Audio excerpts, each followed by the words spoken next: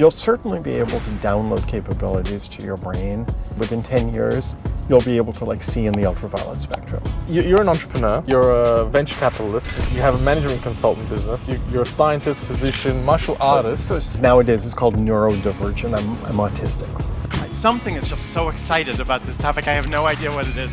We've got the ability to take a trader, we can look at their brain, we can use machine learning, and we can be like, oh, okay, you're in a good state, you're in a bad state. And with that, we know in advance which decisions are going to make or lose money. We can now use that technology in a practical way today to actually rewire your brain. Unite telepathically people across the globe. Telepathy has happened. It happened at a quantum level with atoms, but once you can do it with an atom, it's just a matter of time before you do it with 2 and then 20 and then people, right? 85-90% of society would benefit immeasurably by doing psychedelics, and it's an incredibly valuable set of things if used right. Wow. So without further ado, I'm Redin Jerome. Wherever you are in your life or wherever you're going, whether financially, spiritually, or for your health, I hope you're on your way. Now let's get into it.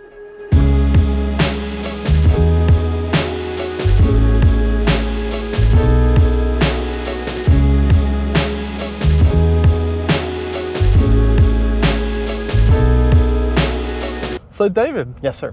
How are you? This is fun. Yeah? Yeah, it's wild. I'm glad you enjoy the setup. Yeah. Especially a man of your caliber. I'm sure you've seen all the setups there are. So this is a little bit creative. I will admit I've done a lot of podcasts in my life, and this is the first time I've ever done one in the back of a car. Televised. Televised. So what brings you to the UAE? It's a number of things. So I know at some point we'll talk about my company, Optios. Yes. Optios intends to be a global company. And I think it's pretty, we're US based, and I think it's pretty clear if you want to be a global company, you have to figure out where you're going to be located. And it's very, the region here is an important one to be in. And so I think it's really to begin to lay the seeds to have an office here and relationships here and clients in this region. And, seeing Dubai as probably a hub through which we can access a bunch of geographies around it. So it's also just forming immediate relationships for things like investment. And, of course, yeah. And so on. So are you here setting up your office? Are you here setting up an office? No, it's not. We're not probably going to be able to set up an office for a year or a year and a half. Sure. But what I've heard about this region, and what seems to be the case, is relationships develop over years. Yes. And so it's really planting the seeds for what I hope will be an important presence for the company in years to come. Kind of like you, I'm thinking long term with it. I'm thinking a little bit long term. Yeah. I'd say 80% of my focus is what are we going to do for the next 3 months, and 20% is what are we going to do over the next 10 years. Yeah, right? yeah. It's always good to look to long term. Yeah. Especially with your industry, just the things that is happening in the neuroscience. It's going so fast. Yeah. So fast. So I want to start at the beginning. So you went to Harvard Medical School. You come from a family of scientists. Yes. Your dad is a very famous. Your dad actually invented bone marrow transplantation. Yeah. Transplantation surgery. Yeah. And your mother is a famous biochemist. Yeah. My father's passed away at this point. My mother is no longer working. But yeah, in his day, my father was very, very prominent. Sure. Got ya. Yeah. And it's no pressure, right? No Coming pressure. From a family of exactly. Like what happened to you now? But you're an entrepreneur, you're a venture capitalist, you have a management consultant business, you're a scientist, physician, martial artist. So what? Just to be clear, I know you're going over these notes, but understand this. You're talking about a chronology in my life. I'm not doing all of those things right now. Of course. But I've done those. With everything that you've done, yeah. What did you do to your brain, and can I be next? The whole venture capitalist thing, and then obviously the cello player and everything. You were looking in the mirror one day, you were frustrated with life, and you almost watched your patterns in life and your decision makings like a lab rat. Right, yeah. And you kind of rewired yourself Yeah. And then from then on, you went and built a business which you exited at 130 million, and then you created 2 more businesses which are worth 100 million each. So what are A little more than that, yeah. a little more than that now? Yeah. So, that's basically right. So, I'm what nowadays is called neurodivergent. I'm autistic, and most people, unless they're psychologists, when they meet me, don't see that in me today. But if you would have met me 20 years ago, it would have been blindingly obvious. I mean, I just had my social awareness was really limited. I've always been intelligent, right? I mean, I've always been cognitively capable. What I lacked was, emotional intelligence, or that ability to relate to people. And, and there's just a bunch of, like you said, inbuilt patterns where I was really unhappy and I didn't have friends. And, and when I started in business, that became a problem because I didn't know how to select a management team or, figure out where to invest and the like. And so, I hit this point, and it's, 22 years ago now, where, it was exactly like that. I was looking at the mirror one day, and I just looked at my face, and it was just like, David, you look like a ghost. I was just so tired and unhappy, and something snapped. And in that moment, I just said, okay, something's got to change. And that began what has now been a more than 2-decade journey of, quote, rewiring myself, right? And I've just done a ton of things. And I'm kind of a personal testament to what my industry is about, this notion that if you train yourself correctly, your brain will rewire.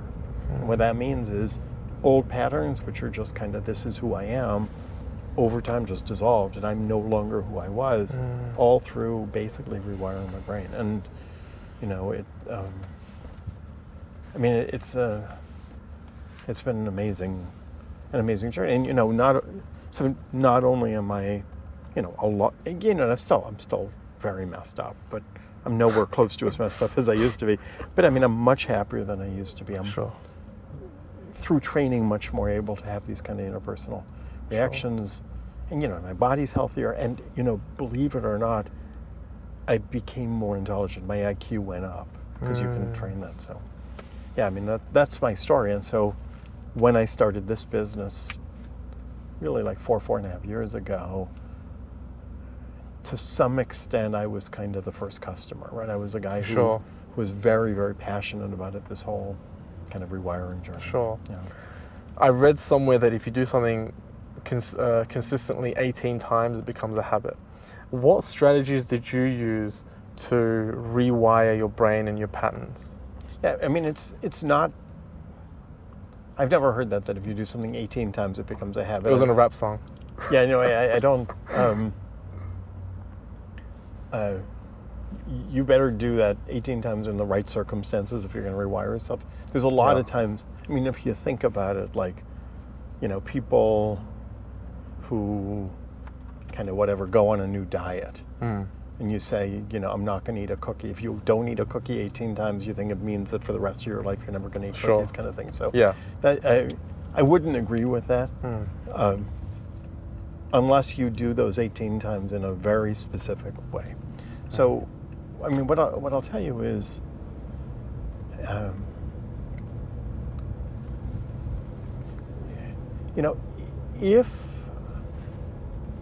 if you want to really rewire your brain,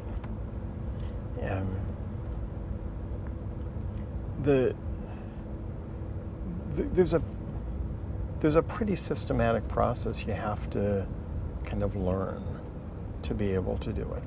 And, to start with, I think it's fair to say that what most people kind of intuitively do, which is like, I'm going to use willpower, and I'm going to just say, I'm going to will myself to not eat cookies, or I'm going to will myself to work out every day, or whatever. It just fails. Because what's happening is you're basically trying to use your conscious mind to override wiring in your brain that's kind of locked in your unconscious, right? And so all of these things, like eating a cookie or not working out or kind of getting afraid when you're in a social situation. Those are all primal pieces of wiring, right? And so from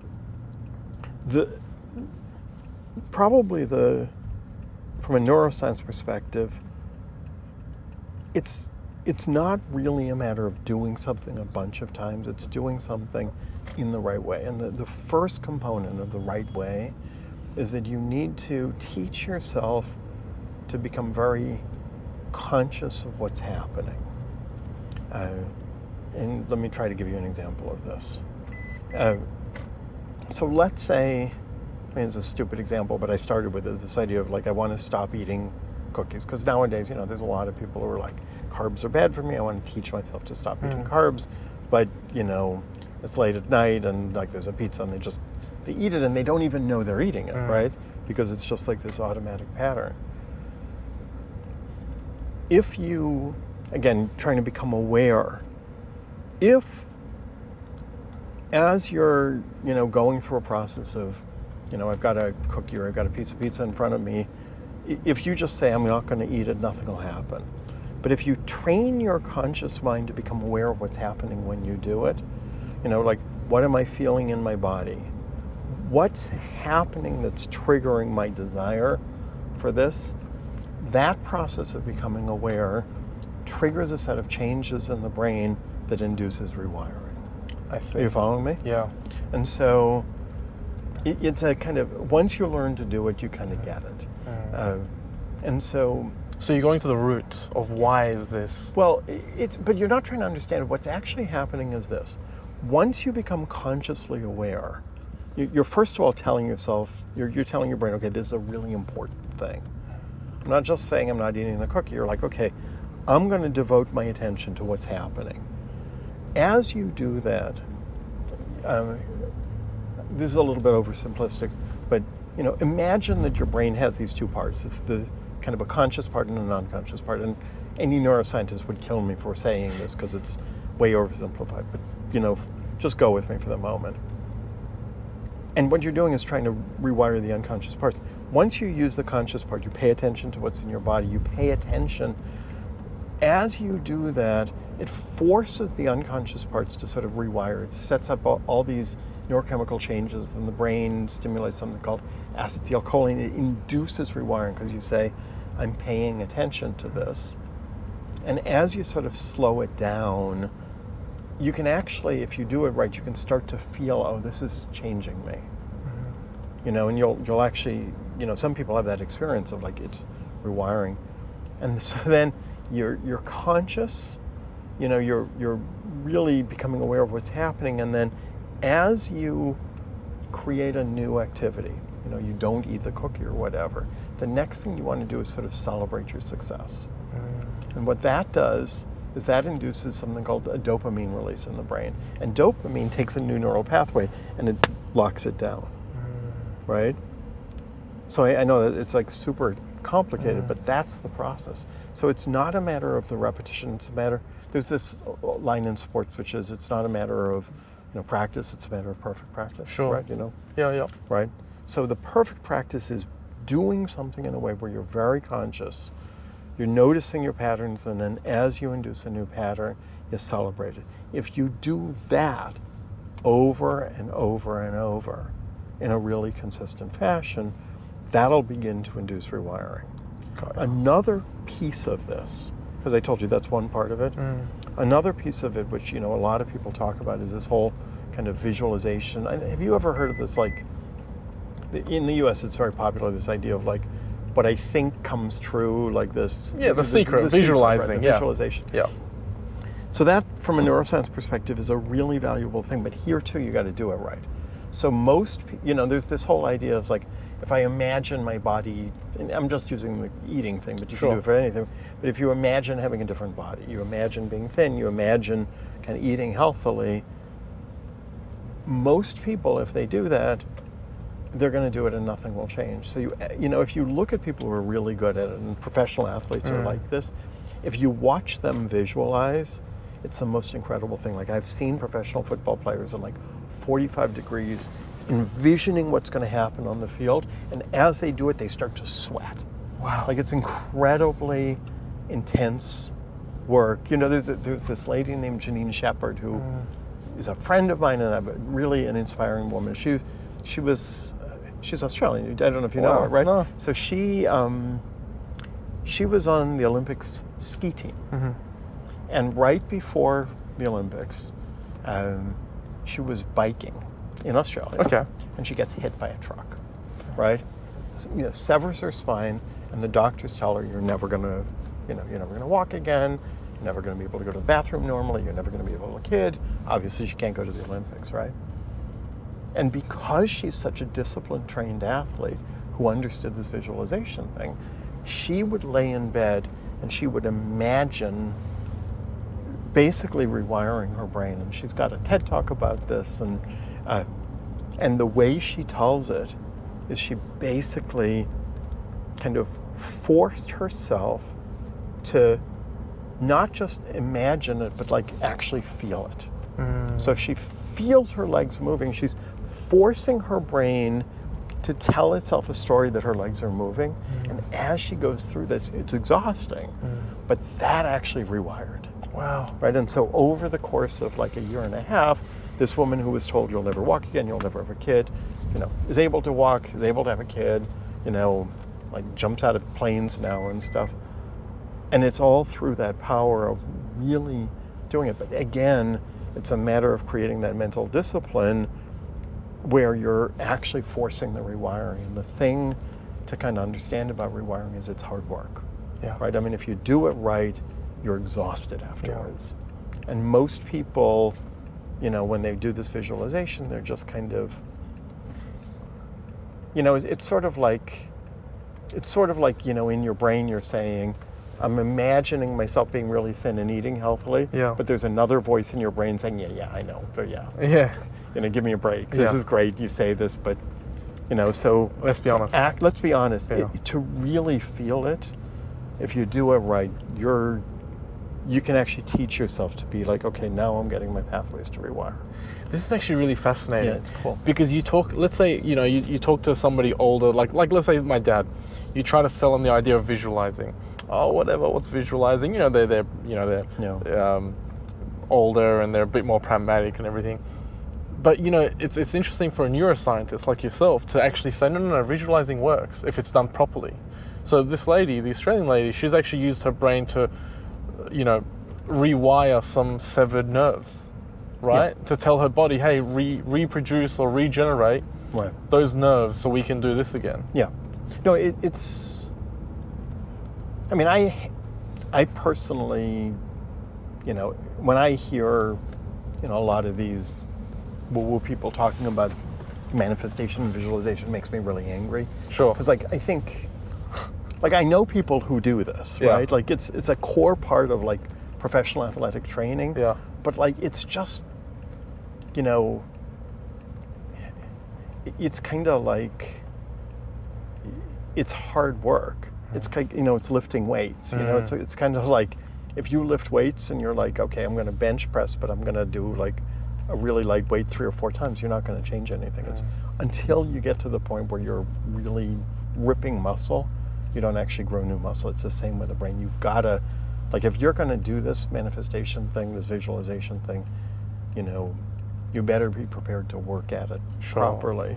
Sure. But if you do it, then, it can have a good impact. So, I mean, fascinating. That's actually, I want to tell you one other thing about this, just from a neuroscience perspective. You know, I think a critical component of this whole visualization thing is this.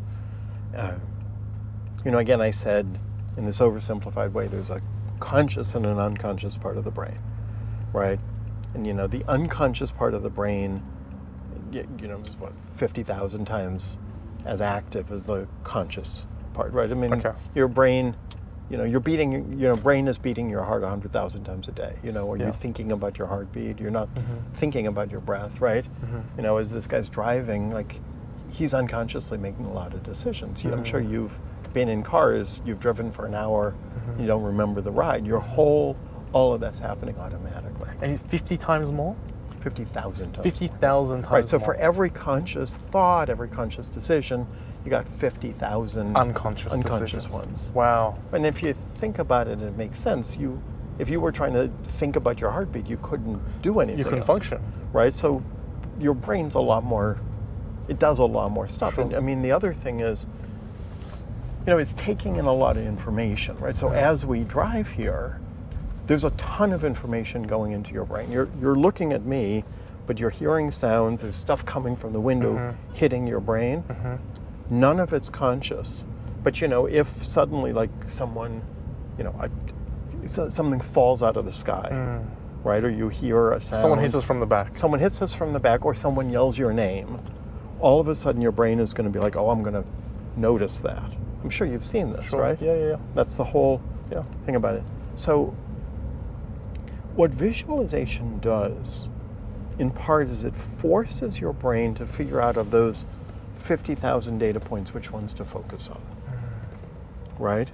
Because when you are intently saying, I'm going to be someone who does this, I'm going to be, a healthy, fit person, I'm going to, throw the winning touchdown. As you do that, as you use your conscious brain, what it's doing is effectively sending a message to the unconscious part saying, as you're looking at the world, focus on this and don't focus on that. Does that make sense? And so... your brain puts it in a hierarchy of importance. Of course, yeah. Right? So if somebody hits us from behind, your brain goes, stop everything, focus on that. There's all sorts of famous studies where they've looked at people's brains who do specific things and said, oh, look, this part of the brain's much larger in this person than it is in this. So there's this famous study from a long time ago with cab drivers in London where they showed the part of the brain that understands geography was like much bigger than others because they'd spent so long learning it. And if you look at like a professional musician, here, this is a great thing. If you take a look at a professional pianist and you look at the motor part of the brain that's associated with the finger movements, it's huge in both the left and the right side. But if you look at a violinist, it's huge, but only in the right side, which is tied to this hand, because they only use that hand. Yeah. But normal people, it's like small. Sure. What's happened is they're focusing. Okay, I'm going to stop. Sure. I hope that's helpful. That was very helpful. And don't ever, you can keep going with the questions. I love it. Would you like a drink? Bottle of water? Sure. Sparkling or still? Still, please. Still. All right, here you go. Thank you. So let's talk about the future. Okay. Neuroperformance, which is an industry that is increasingly allowing people to use technology to increase their cognitive function and is it going to get to a point where it's just unfair? If you have a team that can afford a bigger budget for their athletes, would it just get to that instead of their athletic ability? But then again, it's not like it's, you can also argue it's not like it's doping because all you're doing is you're increasing the cognitive functionality of your human brain. Yeah, I mean, look, in the sports world, if you look at the history of athletics, every 10 or 15 years, there's some new innovation that has gotten people to a higher level, right? And so if you look at, anything, how high jumpers go, how fast runners go, over time, the human body hasn't evolved, but training techniques have gotten to selection techniques, training techniques have gotten to the point where just things keep getting better. And it's incredible how performance keeps getting better. And it's primarily due to the fact that somebody figured out, if we use this kind of approach to training or whatever, it makes people better. So like in the world of golf, which is on everybody's mind right now, one of the innovations was that, and this is actually true in a bunch of stuff, there's now a bunch of tools people can use to understand the nature of their body mechanics and their swing, right? There's what's called a launch monitor, and you can, if you're standing on the golf course and you put a launch monitor next to you, when you swing a club, all of a sudden you can get like 30 important statistics. You can know what your face angle is and the angle of attack and the speed of the swing. Right now, if you're a golfer and you're trying to train yourself to get better, having that information gives you an edge, right?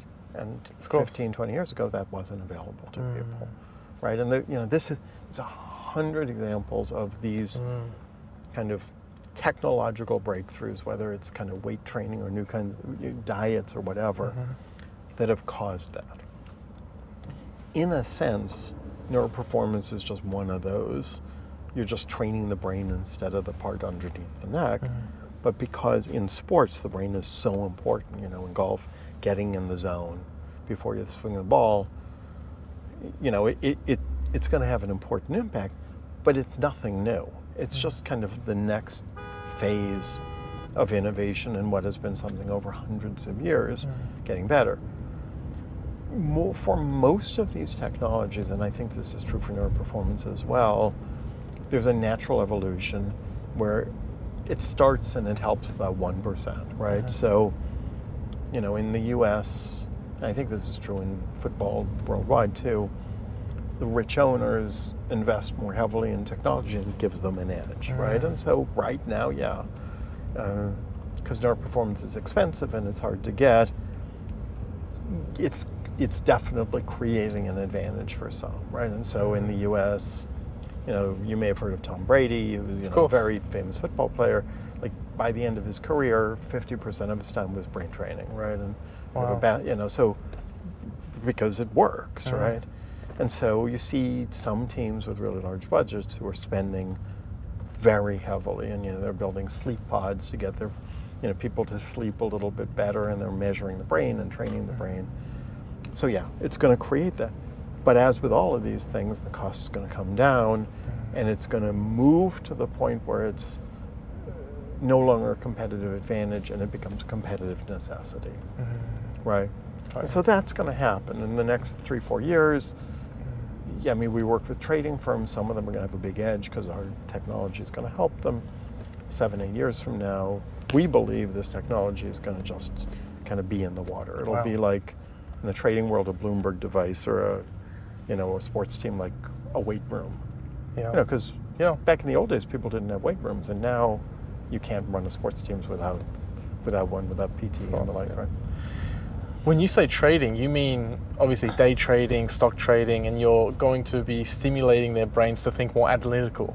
So they see things much quicker, they see things much, I guess, looking into the future and seeing what they believe with the data, where the market will go. Yeah, so in the trading realm, and this is one of our client bases, what we know is this: just like I was talking about golfers, but just like any athlete, there's a flow state that a brain is in, and when you're in that state, the trading decisions you make tend to be more profitable than not, and it's very well established science, right? If you can measure and induce that state in a brain, it creates a huge advantage, right? And so we've got the ability to take a trader, we can look at their brain, we can use machine learning, and we can be like, oh, okay, you're in a good state, you're a bad state, and with that, we know in advance which decisions are going to make or lose money. Wow. Just by looking at their brain. Now, if you think about it, if you're a big hedge fund, if you know in advance which trades are going to more or less likely make money, you bet more on the trades when they're in a good state, less on the other ones, or you bet against those, and it can create, billions of dollars of value, right? Yeah. And the same thing, if you push a button, you go into that state, it's useful. That's an industry that can definitely afford it. That's an industry that can afford it, and it's the same kind of an advantage in the near term, a necessity in the long term. Yeah. And so I think it is our sense that, 5 years, 10 years from now, you're not going to be if you're going to be a software engineer, or you're going to be a professional video gamer, or you're going to be a trader, part of what you're going to do is you're going to be monitoring your brain. You'll know your state. That's going to impact your environment. If you're not in a good state, you'll be able to push a button and induce that state. That's the future of neuroperformance. I mean, it's crazy, but it's very real. And what is that? What is that a drug? Is it a electric shock? What is that button? The Yeah. induction. So as of this moment, and I want you to know this, like the measurement stuff is kind of in production today. People are using it. Like you can measure if an athlete's in the zone or a trader's in the zone. You can, right? There's training tools out there where you can use what's called neurofeedback to kind of learn that stimulation thing. That's very well established in the scientific realm, but no one yet has to my knowledge, a viable commercial product. There was one company called Halo that tried to do it, but it was a little too early. The technology was kind of scientifically sound, but it just didn't work from an engineering perspective. So what I'm talking about is probably 2-3 years away. But from a science perspective, people have shown success with a lot of technologies. Basically what you could do is, imagine if okay, this is what the zone looks like, this is what like when you're on tilt looks like. You can say, well, in the tilt state, these regions of the brain are active and these are not. And in the zone state, it's a different one. If you send signals into the brain, you can turn on certain regions, turn off other ones, and so on, right? It's basically like, this region of your brain's not working well. If you throw some electrical impulses in, maybe it'll work better. Sure. Right? It's very like well-proven science. You can do that with a lot of things. And so there's science articles where you use ultrasound, where you use magnetic stimulation, where you use different forms of electricity. There's brain stimulation with sound and light. And so essentially you're just sending energy in, and as long as you can do that where you're doing it accurately, where you're synchronizing it with the activity of the brain in a way that's kind of commercially viable, it's going to work. So I think, my guess is that from a commercial perspective, the first ones that are going to hit are ultrasound and electrical stimulation, because they're the ones where... Less invasive. Well, I mean, none of them are that invasive, but it's more like the engineering thing. How do you actually build something to do this in a way where it doesn't like cost $10 million and make you look like Frankenstein? Sure. So it's, there's no scientific issue. It's all an engineering challenge about how do you build a nice, what's called form factor, to just kind of make this work in a scalable way. Wow. But it's coming. Like there's a ton of money in the space. The science is solid. There's a market need. It's just, it's kind of like 3 or 4 years ago, everybody in the machine learning world knew kind of ChatGPT was an inevitability. No one knew how long it would take. And it came faster than people expected. But, it's the same thing. It's like, we're at the point where we know it's happening. It's just a matter of, who's going to get there when. I can't imagine. I imagine it to be such a.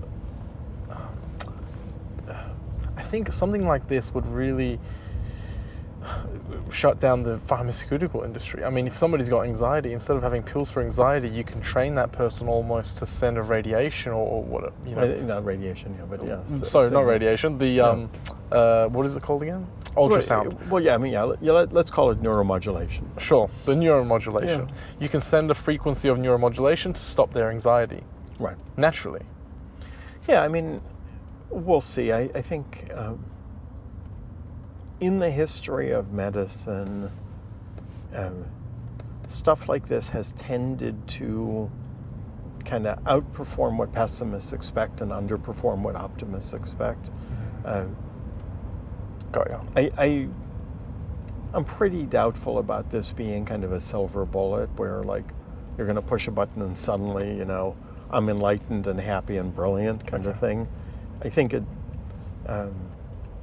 it's going to definitely be an arsenal in the in that world.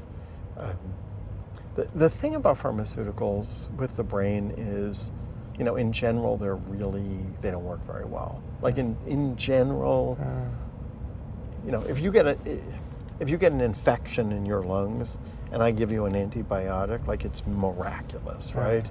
Like we don't appreciate it because it's just like normal, but before antibiotics existed. Like there were diseases that just would kill people, and now you take a pill and it's just like it goes away. Yeah.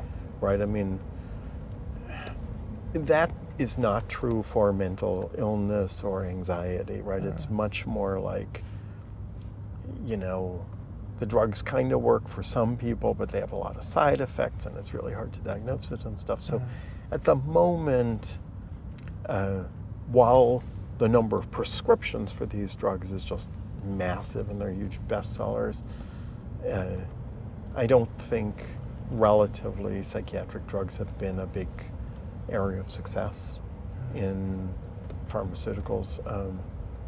And I think this promises to be a really nice supplement. But again, I'll be very, very surprised if kind of this comes along and means you don't need any depression medicine or anxiety medicine or the like. I think it's just going to help. And frankly, I mean, you probably know this, all this mental illness stuff is getting worse and worse in the world we're living in. And so, you know, we're pushing a rock uphill because there's so many things at the moment that are just making people more and more unhappy. What are some of the scientific breakthroughs that are empowering this industry? I mean, there's so many of them.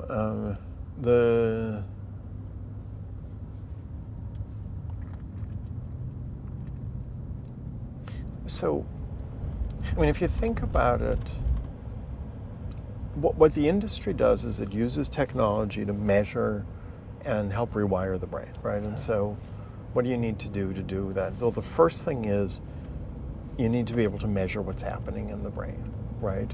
I mean, if I want to kind of help you deal with your anxiety, the first thing is I have to be able to measure your brain and say, on a scale of 1 to 10, how anxious are you now versus now, right?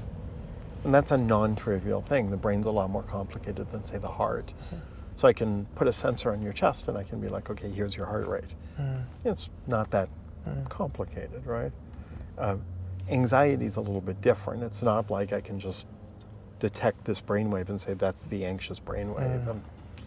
You know, there's a lot of people who think it's true, but like it's not like I can look at alpha waves, or you know, you've heard about like the beta waves and alpha waves. Yeah. Those are poor. I mean, they're probably not even a measure at all of anything like anxiety. But if they are, they're pretty blunt measures, right? So, you know, when you think about the brain, you got 100 billion cells there. Each one of them is connected to 10,000 other cells. So there's a gazillion amounts of, you know, there's a huge amount of electrical activity. When you try to measure it, if I don't do surgery on you, I'm putting a sensor here, which is trying to detect that activity through a really thick skull.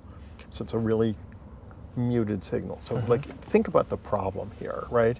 You maybe put 10 or 12 sensors on the head. You're trying to pick up the activity of 100 billion cells underneath this thick wall. And you know, it's going to be a very dull sound that they're picking up. You following me? Yep. So the key breakthroughs that are enabling this are, number one, and sort of they'll become more important over time. The first thing is sensor technology is better. So we can now put a sensor on the head and we can essentially pick up the signals a lot better than we used to. And this is all from the whole like, you know, wearables thing, right? So it's the same technology that's like with an Apple Watch or whatever. So these sensors now are much more refined in what they're picking up, right? The second thing is there's a lot of technology called signal processing, where you can take those signals and decode them. And so, for example, you know how when you're looking at your phone, you can say, I know where I am in space? You know, think about it. How does your phone know where you are? And the answer is, it's getting information from maybe 10 or 15 satellites, which is getting beamed up from your phone. And then there's a ton of math that's taking that signal and decoding it to say, okay, here's where you are in space. It's very, very sophisticated computer modeling, right? So we're doing the same thing with the brain. You got 15 or 20 sensors. We're taking those signals and then we're using that same exact math to say, oh, here's what's happening in your amygdala or your frontal cortex. Wow. Right? But the third breakthrough, and this is the big one, is all these things in machine learning and AI, which everybody's talking about, right? The same thing powering ChatGPT powers this industry. You put 20 sensors on the head, you're getting like 20 million data points per hour. If you take a machine learning system and you process that with signal processing, with neuroscience understanding, all of a sudden, to give you a kind of a sound bite here, the technology we use today is probably 10,000 times more accurate than it was 10 years ago because of that combination of three things. And so now you can start to be like, oh, this is what anxiety looks like in the brain, this isn't, and you can start tracking it the same way you would track a heartbeat, right? And that's when you suddenly, because if you can measure it, you can manage it.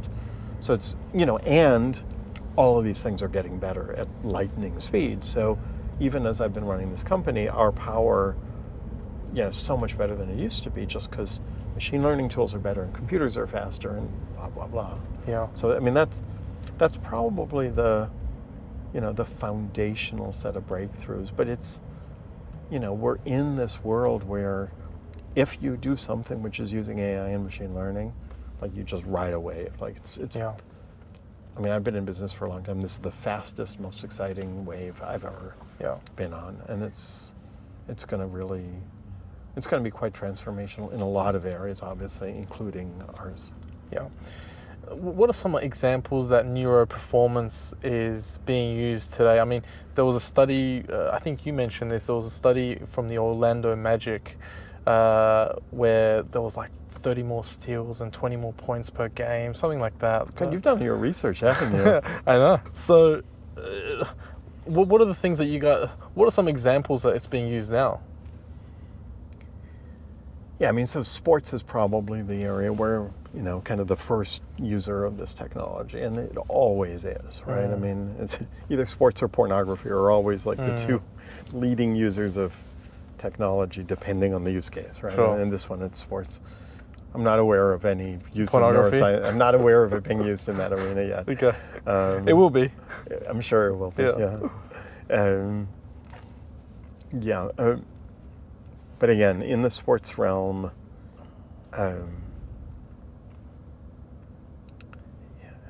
if you think about it,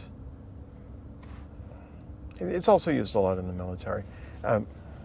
If you're an athlete, you want to have every edge you can get. You want to measure absolutely everything you can measure. So yeah, this Orlando Magic study is a pretty famous study in the neuroscience world.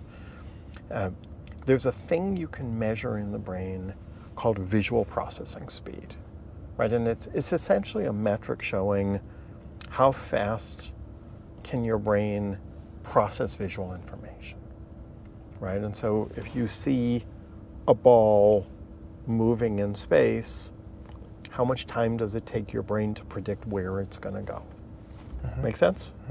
Right? And some people are really good at doing this and some people are not. And so you can get a metric. And, and the interesting thing is you see huge variability. Like some people, I think the difference between people who are fast and slow is like a 10-fold difference, like huge. Right? And even in professional athletes, you see a difference. Now, if you're playing basketball, if you think about it, that's kind of an important skill, right? Because if you're going to try to steal a ball, if you know where it's going before your opponent, you can get there, right? And it's all a visual tool. So they did this study where they took, people, and they measured visual processing speed, and then they said, does that predict sports performance? As it turns out, it was a very strong predictor of assists and steals. Like you can draw what's called a regression curve, where, on one axis you're like, here's visual processing speed, and the other one is how many assists and steals per minute of play. And that's like a direct correlation. So the guys with the faster brains were much more effective, right? And think about it, it's kind of like who runs faster. If you can process visual information faster, it'll give you an edge. But the amazing thing is, it's trainable, right? It's, with neuroperformance technology, you can teach that's like one of the things like Tom Brady used to do and Steph Curry. You can go through these exercises where your brain, just through practice, gets faster and faster and faster at processing visual information. And so they've shown not only in basketball, but in soccer, if you train, you get better. And so, I think pretty much every professional basketball team, a bunch of the soccer teams, they just have this as part of their training regimen because it's just like I want to teach you to jump higher or run faster. So it's that's probably the first place it's used. I think the financial services area clearly is kind of picking this up. The other areas where there's a lot of interest, again, I said, at least in the US, there's a lot of military applications for kind of obvious reasons. There's a lot of interest in the educational technology realm. If you can take a student, figure out when they're in a learning state or not, there's a lot of, there's a lot of use for that. Certainly video gaming, that's a big, there's a big opportunity area. And then I think those are going to be probably the next. Sure. And then obviously there's the whole corporate world and consumer use, which is probably the wave after that. But 7 years from now, 5 years from now, this is going to be like a mobile phone. Wow. It's just going to be part of the world you live in. Wow. Do you think we'll get to a point where we can just download Spanish?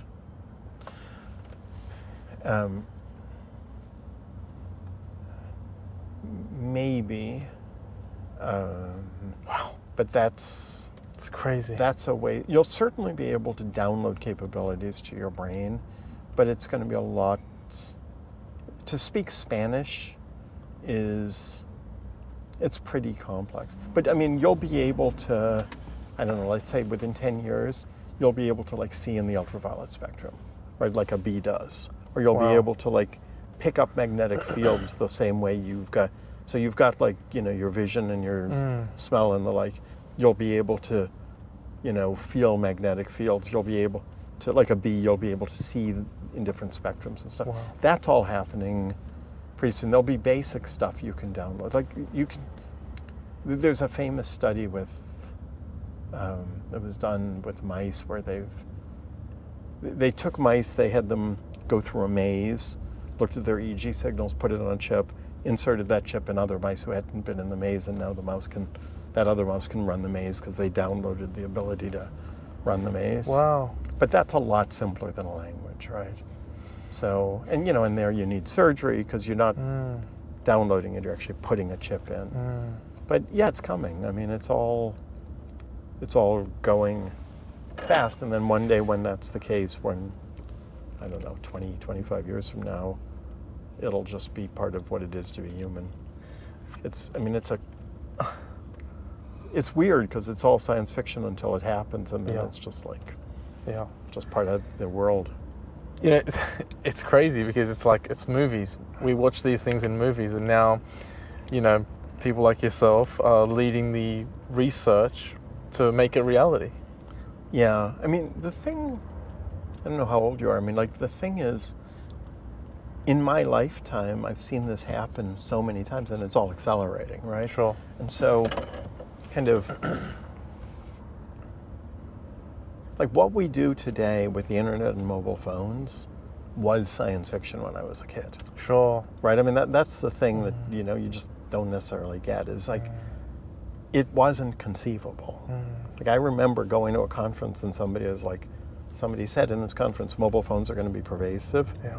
And I remember I rolled my eyes and I was like, no way am I ever searching the internet on my phone, And here you are. And here I am. And the weird thing is, it's totally science fiction. Yeah. No way it's ever going to happen. And then it happens, and then the next year, you can't imagine the world without it. Yeah. And it doesn't seem that weird. Yeah.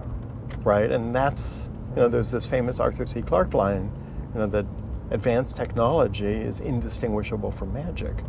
So, the thing is, right now we're having this conversation, and you're like, oh, this sounds so science fiction-y, but you're, and everybody's like, oh, you're creating the future. But the truth is, I'm just one of a million people who've been doing this forever. And one day, you'll be able to download Spanish in your brain, but it's not going to seem weird. It's just going to be like, oh yeah, it's the same as me,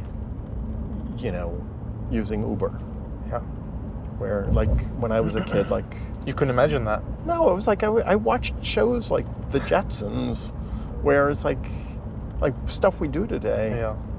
And it was just yeah, right. This is, And so, I mean, Sure. so much, that's the crazy thing. But yes, today, the stuff we are creating in our world feels like it's going to be revolutionary. It's going to totally change the world. And it's super cool to be part of it. But David, look, I understand.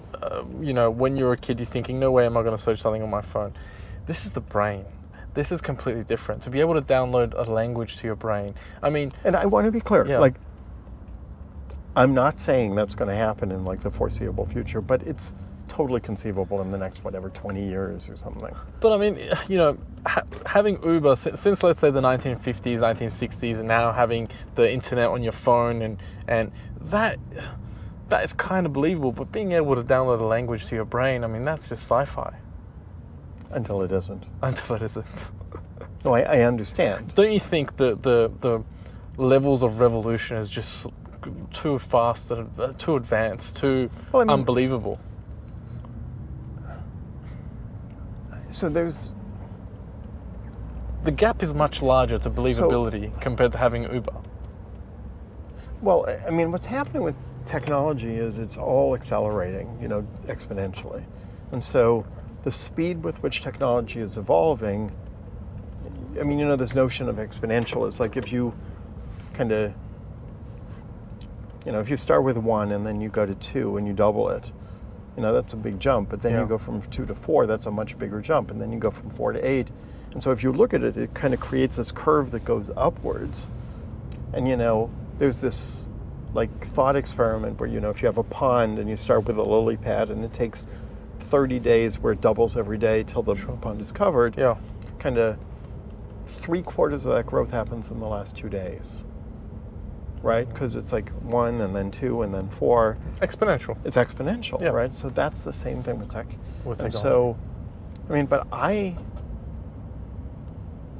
don't think I don't feel like I can keep up with what's happening today. Like this whole AI thing is, I mean, I'll put it to you this way. So I run a company. We are undoubtedly one of the best kind of AI companies out there in the neuroscience world. And we probably are one of the better AI companies in the world right now. Mm-hmm. We're not open AI, but, we're really good, right? Just great people. If we have some sort of AI tool and we use it to analyze the brain, let's say, I mean, right now we're recording this as June, so let's say we have some tool, just came out in March, we use it. By the time May comes around, we're already out of date. The new tools that are there are so much more powerful than what was there. We're like dinosaurs. Yeah. 2 months in. Yeah. Right? I mean, I've been in business for 20 years. I've never been like that. Yeah. There's always the keeping up, but now you cannot keep up. It's just going faster and faster and faster. So, what's even crazy is AI is actually also working on its technology the actual system is actually working on itself to further progress. Well, exactly. AI is working on itself to progress. That's the crazy thing. Yeah, I mean, and that's going to happen. I mean, you have to remember, like, you think of this as a neuroscience thing, but we're kind of a branch of AI. Yeah. Just applied to the brain. So,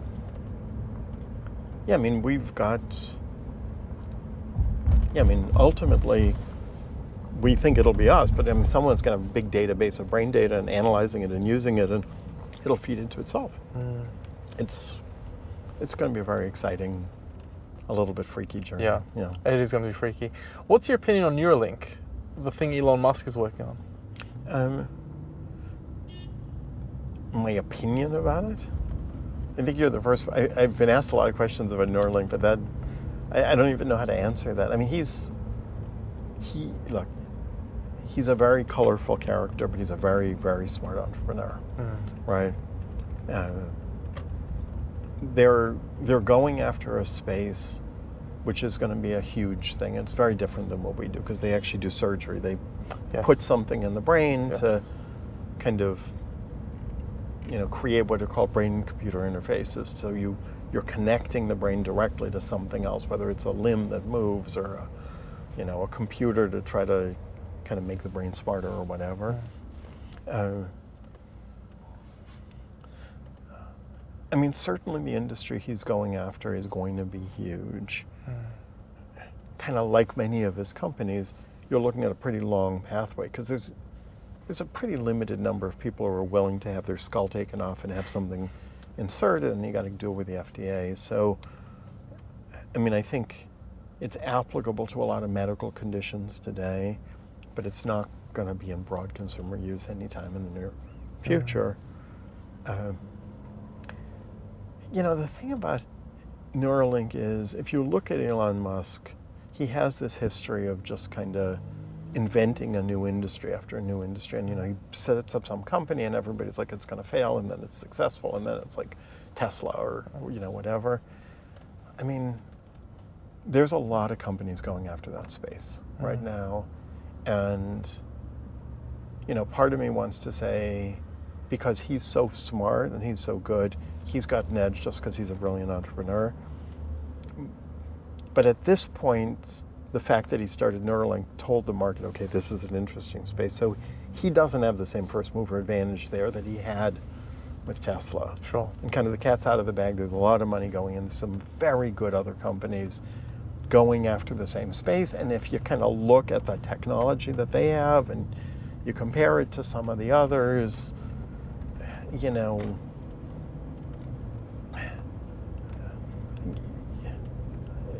I think there's a chance that they're not going to be the winner in the space. Interesting. Right? I mean, it's just you never know. And they've got some very smart investors. You never really want to bet against him. But he's certainly not got the same first mover advantage he had in these other arenas. Sure. Yeah. Would you have a chip surgically implanted in your brain? I would, yeah. You would? Most people would. Okay. Yeah, I mean, you would you know... Yeah, I mean, it sounds really problematic, but when you actually... Like, I wouldn't want to be the first one getting the chip. Sure, no, But, of course. you know, if you look at it, it's going to get to the point where it's relatively non-invasive, where these things are so small, just put them in and they're going to work their way in between cells. And so it's not what you imagine. It's not like cutting off a huge part of the skull and putting in like this big metal thing, right? Yeah, I mean, it's very small. Like, they're inventing technologies where it's so small you can't see it. Sure. Like, you know, what are called, you know, nanobots, right? And so You still need to remove a piece of the skull and the dura and fold that back. Yeah, maybe. I mean, you may be able to go in through blood vessels and stuff. So there's. Interesting. I mean, it's not an area I want to play in because I don't want to ever deal with the FDA again and all the kind of the engine. I mean, we're a software company. I don't. Sure. He's really good at like the engineering of building the chips and stuff. That's not my world, but it's interesting. And Have you met Elon Musk? I've not. Oh, No, but I know I know a bunch of people who are associated with that company. Sure. you Got know. you. And I mean, everybody in the neuroscience world knows everybody else. Everybody's got an opinion about everybody else. Everybody's trying to steal from the same exact pool of people, you know, and everybody, you know, says bad things and good things about the different places they work with. So we hear all sorts of things. Yeah. You know. You know, you're pushing the realm of technology and neuroscience, and as you should, you know, and you're bending, you know, the rules and reality and pushing the industry to a place that we never thought it could go. You know, do you ever think of the social effects, the social impacts? Because I think, you know, watch the documentary or an interview with Elon Musk, and he said in the future you could download your consciousness and then produce another brain and then download your consciousness onto the new body. Yeah, this is the interesting thing. I could never get myself to say those things. Like, Yeah.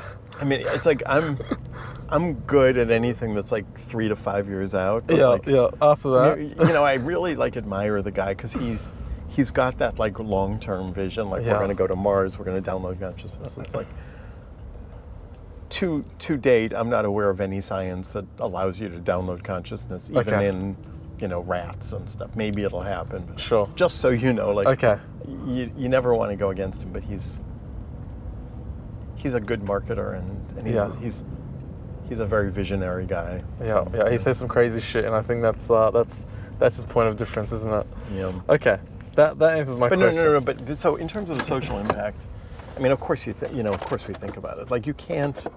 Yeah. Because you can't be in this industry and not think about it. Like we've got the ability to like measure and control people's brains. I mean, the ethical and social implications are huge, and so it's. I mean, the other thing about it is,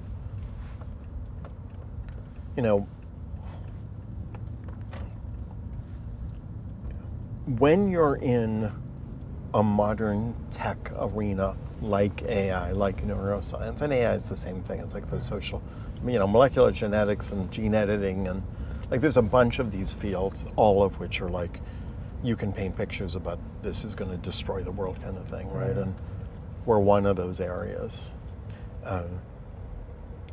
All of us are very aware of what happened with the social media world, right? Because we were all there as it was growing up. We were all there kind of when social media started, and it was like, we're going to make the world a better place, and we're going to create this broad community, and like, it's going to make everything better. And now, I mean, it's pretty clear that social media, while it's had some positives, has been unbelievably destructive. Like, and creating a fractionization in society and making people more alienated. Right? It's like, it's made a ton of money for people, but in terms of its positive social impact, it's like, I don't know. Like I'm not sure, whether Mark Zuckerberg is going to heaven or hell, but they both have strong opinions about whether he belongs there, right? Yeah, of course. And he's going to be a star in either place, whichever one he goes to, right? So nobody. Even in hell, he'll be a star. What? Even in hell, he'll be a star. He'll be like, right. He's there's like Saturday Night Live sketches of him going there because I mean, arguably what social media has done is like so destructive. Yeah. And so none of us want to be there, right? Like, you look at OpenAI and Sam Altman, like there's a deep recognition that what we're doing is powerful, valuable, inevitable. We all want to create it. But I think today people are much more anxious than they used to be, much less confident that what we're building is going to get used for good. And so in the neuroscience world today, I mean, I think pretty much everyone I know is very worried about this. There's a consortium in what's called the IEEE, which is, basically a neuroscience ethics group. Our company has representation. Our chief science officer used to run that, and so we're all kind of building these internal policing standards to try and say, let's as an industry try and regulate this so that 20 years from now our legacy is one of having made the world a better place. But it's like Einstein. He created E equals MC squared. That was the formula for a bomb, and he regretted it. The reason I ask that is, let's say Hitler, when he decided to invade the Soviet Union, he was winning at first, and then winter came around, and a lot of the lakes froze, and they were able to get. The Soviet Union was able to get some soldiers where they couldn't initially get soldiers, and they've been. But had they have not been able to beat Hitler or beat Germany, and let's say Hitler was running, 80% of Europe.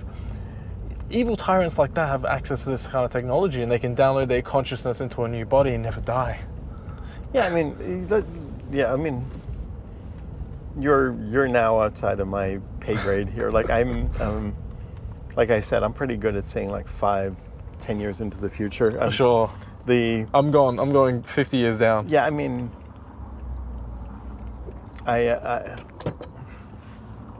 I'm not aware of any technology to be able to download consciousness. Okay, I'll just say that. You tell me if you knew. I would tell you if I knew. I think. Yeah, it's funny. Like,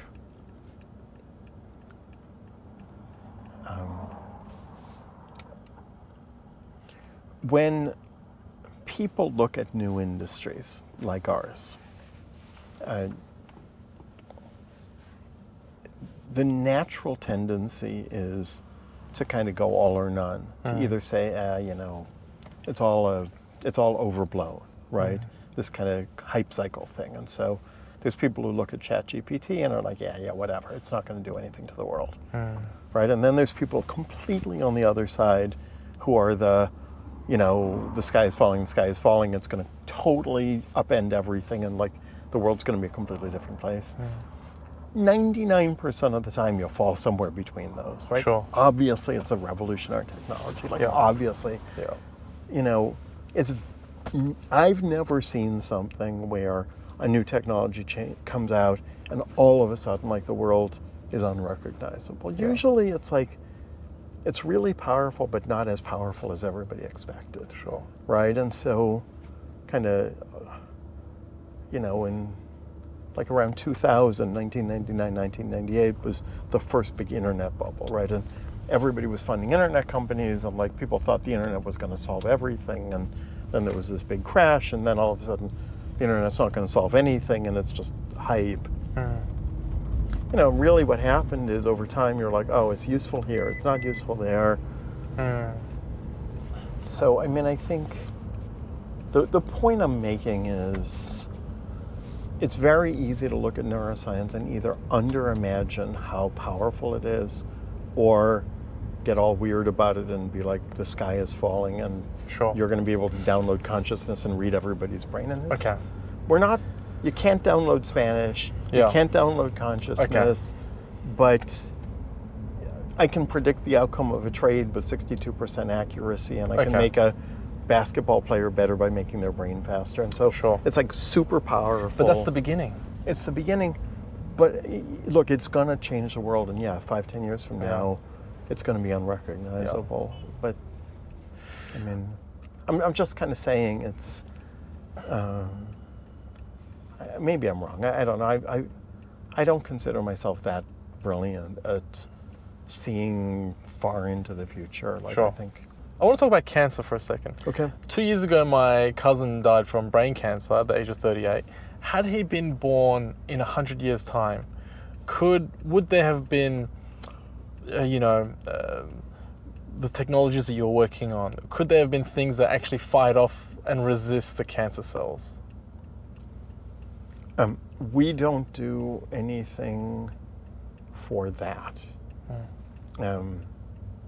But what we would do is, our technology is like if you have a stroke, people are going to be able to be much more functional because of the kind of technology we work Sure. on. But we're not curing disease. Sure. So there's a lot of research. My brother, was a professor in Sloan Kettering and knows a lot about cancer research, and it's obviously a world I know about. There's a lot of interesting stuff. So I think, 50 or 100 years from now, it will be like antibiotics. The cancer will appear, and then it'll just you'll do something, and the next day it'll be gone. Or the body will detect it and let you know on an app. There's going to be something. Medical science is going to cure cancer. It's an inevitability, but that's not going to be my or my company's legacy. Okay. We're going to be very powerful in the world, but that's that's not our lane. Do you take any vitamins or supplements for brain health? I take a little bit, but I don't. There's people who do 20 or 30 what are called nootropics every day.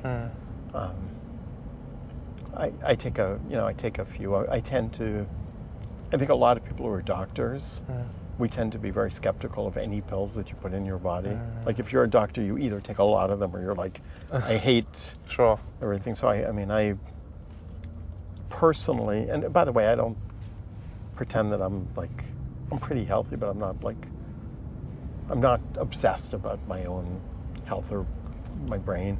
But I'm very much a subscriber to the idea that if you eat pretty well and you work out and you sleep well and you kind of keep a calm mind, that gets you 90% of the way there. And all these other things that people do, I think, are frosting, but Sure. So what do you take? There's a thing called NAD NAD, plus, which I think the science is I take that. very, so I think the science is, kind of very, very solid around that. That's kind of the only thing that I do on a consistent basis. Okay. Coffee is a Yeah, good. and by the way, I mean, it's very clear, like the brain's an organ, so if you eat well and you exercise, it's going to have a good impact on your brain. So I just want to make sure you know, like, just like your heart or, your muscles, the process of, like, cardiac exercise or sleep does have a huge impact on your brain. Sure. Just to be clear. Coffee, so the science on coffee is very mixed. Do you drink coffee? I do, Okay. but I'm definitely happier and better when I don't drink coffee. Oh, wow. It dehydrates me. Yeah. It makes me unnecessarily anxious. And ultimately, when I drink coffee, the first few days I'm drinking it, it gives me a lot of energy. And then after that, it's just like I need it to survive. Sure. But I'm working like a dog, and I get tired, and I have a night it's not sleeping, and then I drink the coffee, and I like the taste. So, I mean, it's one of those things that I do while knowing at the same time. Yeah. I'm always better off when I don't do it, but it's a minor thing. There is, there's definitely some cognitive benefit to coffee, Sure. and, there's some research out there showing it's kind of good for you or not bad, and it's a lot less bad than other things you can do. Okay. Yeah, I'm like, I had a coffee before doing this ride just because it's like I'm still in the U.S. time zone, so it's nighttime for me, right? Yeah, when I messaged you this morning on WhatsApp, I saw that you were awake at 1:30 in the morning last night. Yeah. So I was like, okay. I hope he's up. By the way, I was still out. Actually, I was out. Oh, yeah. I didn't go to bed until 1:30. I then woke up at 4:30 or 5:30, something like that. Jesus. Yeah. Out at dinner, or were you partying? No, I wasn't partying. It was actually for business. Okay. It was I was meeting someone. There's no business at 1 o'clock in the morning. Well, no, because she had just flown in from the U.S. Ah, I see. And we were going to meet during the day, and Sure. she slept until 3 in the afternoon. And Okay. then she was like, I'm still on U.S. time, and I'm still on U.S. time. So we met just because it was morning for us. Yeah. Well, I've done extensive research. No, there was no partying. No partying. I've done extensive research on you, as you can probably tell, and I know you've got dance moves. How do you know all this? I know about everything. me? I know everything. I know you've got dance moves. That's why I was so excited to see you today. How the hell did you find all this out about me? You're not a very private man. I'm not? No, I'm kidding. What's your opinion on psychedelics? I mean, there was a study that showed if you have mushrooms, psychedelic mushrooms, microdosing for 30 days every day, it erodes depression. You don't want to microdose every day. Okay. You definitely. I'm not aware of that study, but I don't know anyone who believes microdosing every day is good for you. Sure. I don't know anyone who, I know people will do it 3-4 times a week, but they definitely want to kind of stop. Sure. Have you read some benefits? Oh, look, so unlike coffee, I think the science is dispositive that psychedelics are good, and in many cases, and it's one of those things where you don't want to just say they're blanket good or bad. It depends on the person and what you're trying to do with them. But yeah, I mean, they are, for the right situations, undisputably incredibly powerful and valuable for helping both deal with mental challenges and elevating consciousness and all that kind of stuff. I mean, there is no ambiguity about the science is rock solid about it. So there was a guy who just passed away at Johns Hopkins University who did a lot of research on mushrooms, psilocybin, and he had a TED Talk. Very famously, he reported that when he had people come into his lab to do a journey who had never done mushrooms before, 80% of the people who did it said that it was one of the 5 most important, powerful moments of their life. Next to their marriage, the birth of their first child, kind of thing. It was that powerful. And 50% of them said it was the most powerful thing they'd ever done in their life. Wow. Right? And you saw kind of almost magical cures of things like anxiety, PTSD, addiction. Like it's incredibly powerful stuff. And I mean, I think, you know, the fact that it's, I mean, in the US, there's this move to decriminalize it, but it's like anyone who knows the science just believes it's criminal that it's criminal, right? Like that this should be used. It's also the case that, kind of remember how at the beginning of the conversation we were talking about rewiring. It's like you've got to do it right. Like you don't just sort of make yourself better by taking mushrooms. Like if you don't know what you're doing and you don't do it in the right, what's called set and setting, you can mess yourself up really badly. So it's like, you know, the problem, I mean, psychedelics are super popular right now. Yeah. Like there's, even though it's illegal, there's a massive underground movement of like everybody in the US is doing them, and like especially in California, you know, and people have no idea what they're doing, and they're creating trauma in their brain and doing all sorts of bad stuff. So like they're unbelievably potent, and I think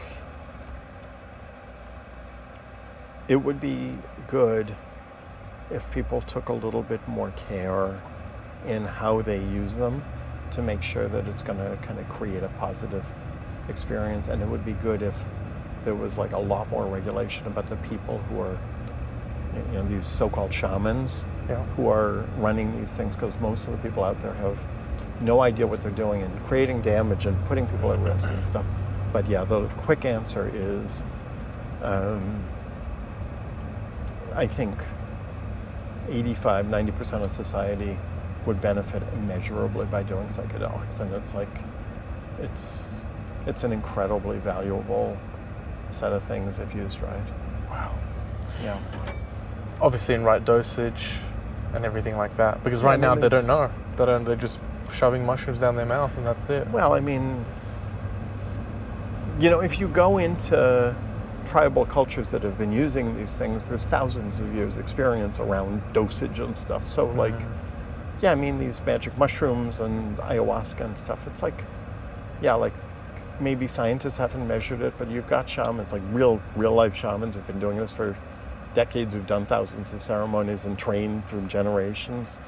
They've figured out how to do it right. It's like, this is, I mean, we're kind of rediscovering ancient knowledge here. This is not like some new thing. You know, this was very popular in the 60s, and I mean, I don't know what it's like. I don't know what it's like in this part of the world. In the U.S., you know, they were very popular. The medical community was very, very into it, and then there was this kind of evolution of psychedelics being linked to the hippie culture, and that antagonizing the government and being associated with the anti-war movement. And so it's, but like even in the 50s and 60s, there was a lot of research around it showing it's incredibly powerful. Okay. Is intellect determined at birth? Partly, and not completely. I mean, you know, there was this, in the kind of world of classical genetics, there's always been what's called this nature-nurture debate. It's like how much of you is built based on your genetics and what you're born into, and how much of it is based on the environment you're in, right? And this has prompted, you know, hundreds of years of philosophical debates, and obviously the answer is, you know, in part you're born a certain way and you're just like that, and in part you're deeply affected by your environment, right? And like there's these incredible stories of how powerful each of those are, right? What neuroscience does, though, in modern neuroscience, is it's giving the environment a lot more impact than it used to have. So with the technology we have now, your ability to rewire yourself is much more powerful. And so because of my industry, who you are is less and less and less governed by your genetics, and more governed by how you train your brain.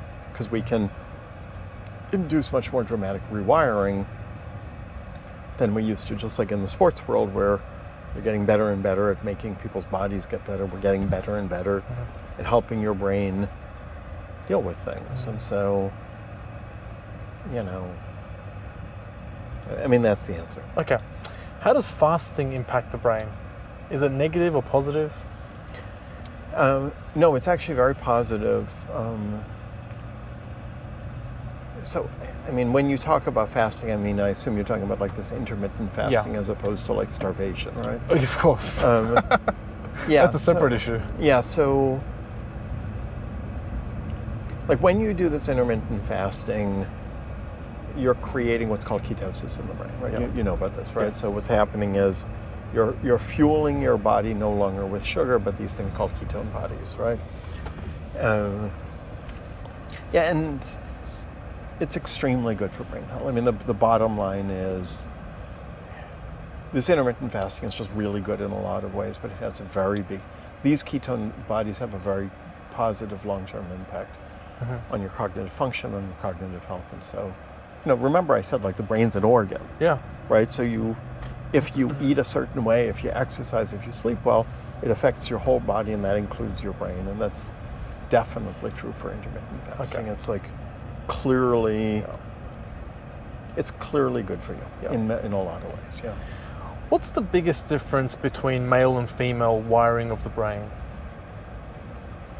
Oh gosh. Are we going to get cancelled? I have no idea if we're going to get canceled. You know,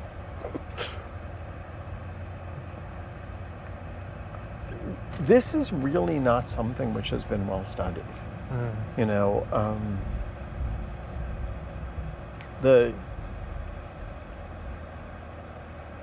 there's a pretty well-known phenomenon in the medical arena, and this is true in other areas outside of medicine, where it's been very male-centric.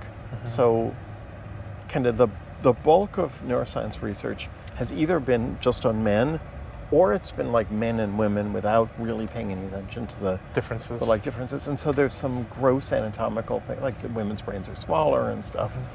But like, there's not been nearly as much research as you would think to try and understand that. And, you know, more broadly, I think, I mean, the incredible thing about it is because medical institution has been dominated by men for decades, stuff that matters to women has just been radically underfunded. And and with that, you know, there's been a lot of grant stuff. And so, all right. So, yeah. Is creativity nurture or nature? I mean, I'm going to go back to the same answer. Like, Okay. you know, Hasn't been studied. No. The same answer is the whole nature-nurture thing. It's like, it's both. And with modern neuroscience, our ability to understand, measure, and induce creativity is much more powerful than it was 10 years from now, and we're going to keep getting better. So one of the promises of this industry is our ability to rewire people just keeps getting better, which will allow you to separate yourself from your historical traumas, from your genetics, from your kind of your inbuilt wiring to actually become more of who you can be at your best. Yeah. Can you learn new skills and develop your brain at any age? Yes. Or does it stop at a certain age? No, it's any age. Definitive. The brain can be rewired at any age. Yeah. Sure. I mean, this is one of the big discoveries in the neuroscience world. So in society, you know, there's a lot of people who kind of believe that by the time they're 20, they just are who they are. And if you don't work at it, that's true, because your brain fossilizes and your pathways, the neural pathways, kind of get more and more grooved in the longer you go. Whereas when and you know, if you look at the neuroscience, kids' brains are just rewiring themselves all the time. Adult brains don't, but if you create the right situations, you can cause it to rewire. And so if you do it right, and that's why, like, when you're older, if you do things that are new and stress your brain, it prevents Alzheimer's disease and stuff. And one thing, by the way, which is interesting about psychedelics, is among the effects of psychedelics is it causes plasticity in the brain. It makes it like a 5-year-old's brain. And so now, during a psychedelic journey, during the 3 hours or 5 hours or 8 hours, your brain can rewire at lightning speed in a way that it can't otherwise.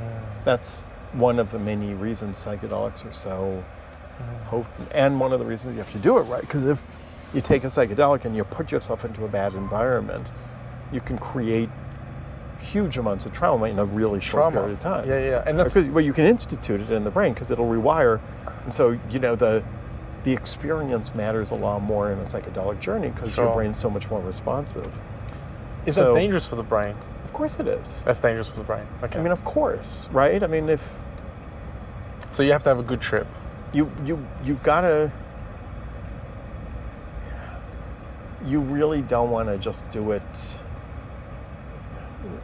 You want to do it in the right settings, right with the right people, with the right settings. It's just like you're messing with some kind of powerful stuff.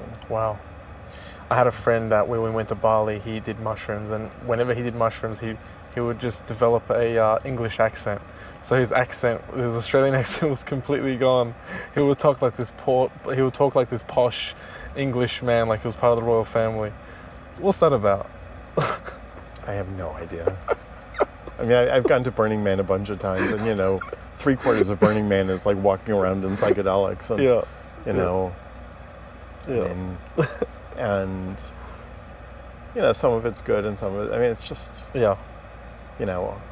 I mean, I get it. I get the idea of it's like super fun because like you drop acid or whatever, and like the walls start talking to you and the trees start talking to you, and there's all these beautiful colors. And so it's kind of fun, but like it's also dangerous stuff. You're causing a lot of stuff to happen to your brain, and the value of the psychedelics, the impact is going to be very long lasting. And so even if you have a fun time during those 5 hours or whatever, you just got to be aware of the fact that your brain's actually getting affected in a long-term way from it. Sure. And it's funny, this woman who I was with yesterday evening, we talked about psychedelics, and she had lived in Bali, woman, and she was like, she knows people who've done like 50 or 60 ayahuasca journeys, and she said she just watched them get worse and worse and worse, and she was doing it because they didn't know what they were doing, and through the course of it, like, it became a place to go to have an experience that fundamentally let them down afterwards because they just were doing really bad stuff to their brain while they were doing it. Then it becomes an addiction, really. It's not really in moderation. Kind of, sort of. Yeah, they're not addictive in the classical sense. Right? No. So it's not like coffee or heroin or something. Yes, of course. Right? Like, you've got no physical, but I mean, there are people where, they get addicted to the experience. Of course. Yeah. What are 5 things people should be doing to maintain a healthy brain performance and longevity? I don't know about the longevity piece. Like, there's a lot of stuff out there on longevity, and I don't consider myself knowledgeable enough to comment on that. Okay. I mean, as I said earlier, kind of you start with the basics, right? So everybody wants to know, like, what kind of supplement can I take to make my brain better? But like, in the end, a healthy diet, taking care of your body, sleeping, having friends, kind of creating a pleasant environment for you. All of that's going to be much more potent for the brain than whatever, taking 20 nootropics or whatever. But I mean, I think pushing your brain to do things that are uncomfortable is definitively good for you in that it'll prevent cognitive decline, it'll make your brain better, right? And so it is a matter of kind of pushing yourself. And so I think, I mean, I often, when I give talks, I recommend an app called Brain HQ, where, and I've got no interest in the company, but I mean, the neuroscience is really solid. It improves your memory, it, you know, makes visual processing better, it prevents Alzheimer's disease, like that's all very proven. And it's just a bunch of brain training exercises that pushes your brain to do things that are uncomfortable. And most people don't do it for long because it's uncomfortable. It's like you get bored, it's hard, and that's the whole point, is like you want to do things which are hard. You want to, as you get older, force yourself to do, you know, to learn a new language, right?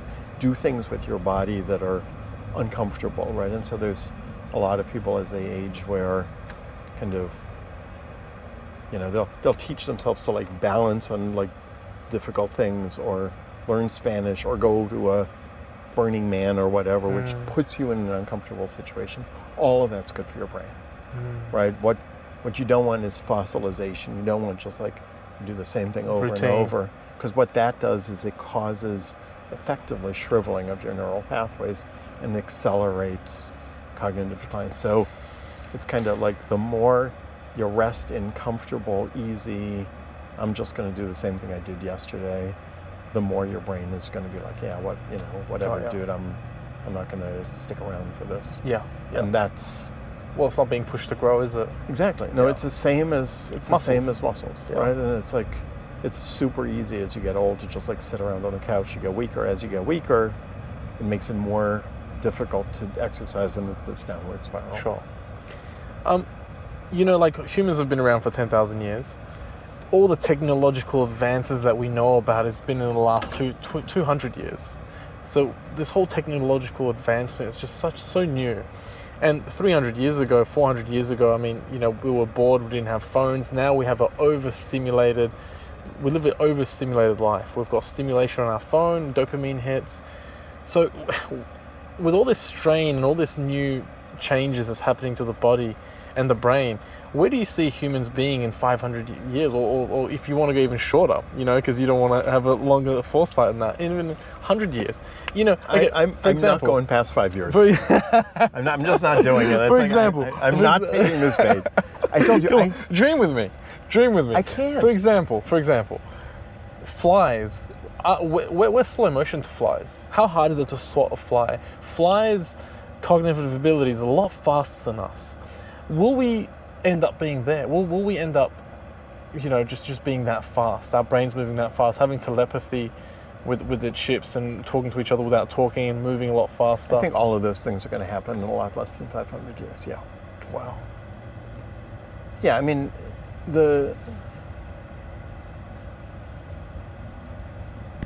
you know, there's this notion out there of what's called the singularity, which you may have heard of. But yeah, I mean, technological growth is accelerating at an exponential pace. It's happening on multiple fronts that are interacting with each other. The reason for me, I think, and for anybody to predict the future, is it's that kind of, you know, it's that classic, a bird flapping its wings can cause a hurricane somewhere else kind of thing. The fundamental reason the world is changing as quickly as it is not due to the evolution of technology in any one arena, but rather it is due to the confluence of multiple changes all interacting with each other, where the combination creates unexpected results, right? And so the reason it's so hard is, you know, it becomes this impossible thing to say, how is this innovation in molecular genetics or AI or fusion technology or quantum computing or whatever going to interact with these advances in neuroscience or, you know, whatever.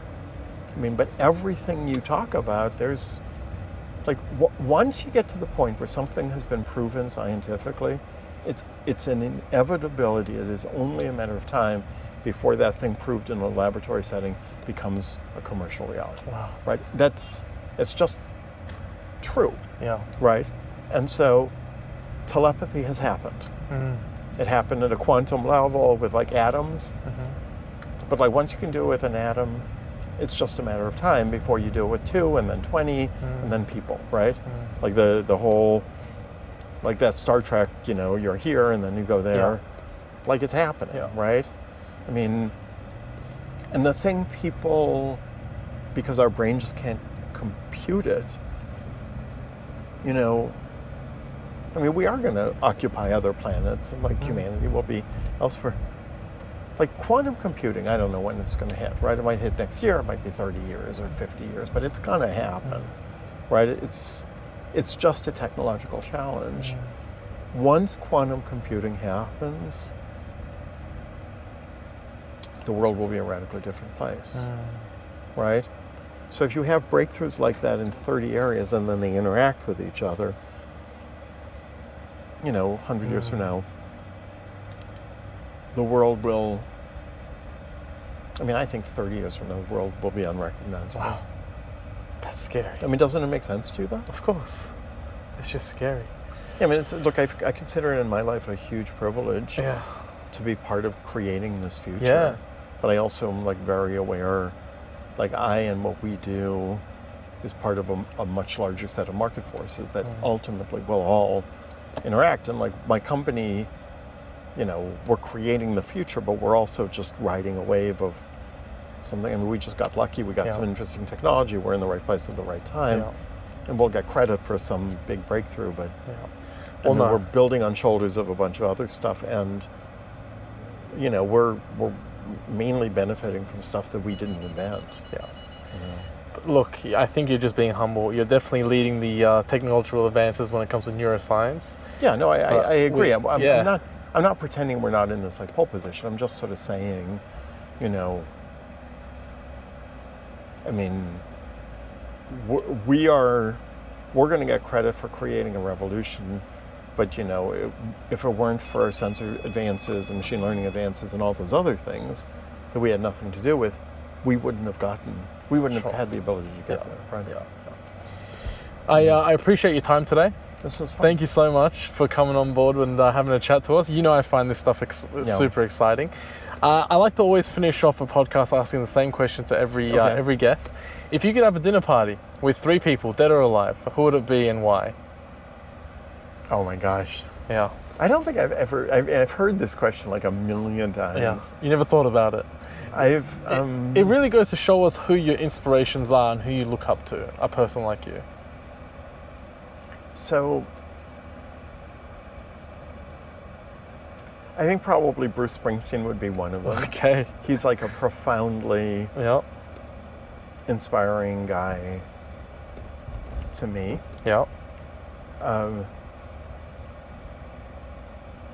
Gosh, I don't know. It's so hard because like the problem is like some of these people who are really inspiring probably would be really shitty dinner guests. You know, if you think about it, like where they're. It's your dinner. No, I know. You can have Jesus. You know what? I'd probably go the spiritual route. I'd probably do that. I'd probably do like, you know, the Dalai Lama and Jesus and Bruce Springsteen. Like those, you know, 3 like enlightened. Enlightened beings. Yeah. I don't know. I mean, like there's all sorts of people who are so inspiring, but I don't think would be great dinner companions. Like, Sure. I'm very inspired by like Thomas Edison, you know, from of course, just because of the innovation. But when you read about him, he doesn't sound like he was actually that much fun as like a no. Especially he wouldn't understand. person. He wouldn't fathom the things you'd be talking about. Oh, he would. You think he would? Yeah. And it's like that's the inventor's technology. It would take him a few days, and then he'd be just wanting to like program ChatGPT. He's like.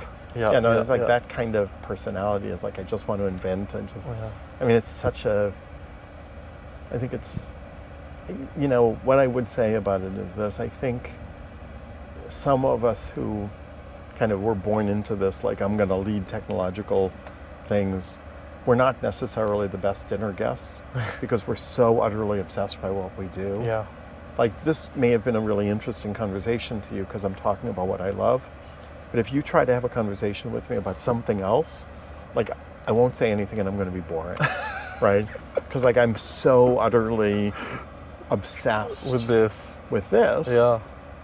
And so, you know, I'm knowledgeable and interesting. Yeah. That Yeah. I don't know. Anyway, No, it's I hope this was certainly, fun. it's certain, you don't have to know, you already know that was fun for me. Good. You could tell. I've got so many more questions that I wanted to ask Yeah. you, but I think we just, you know, we went so deep into a lot of the questions, Yeah. which I really enjoyed. So I appreciate you. It was a pleasure. Thank you. Listen.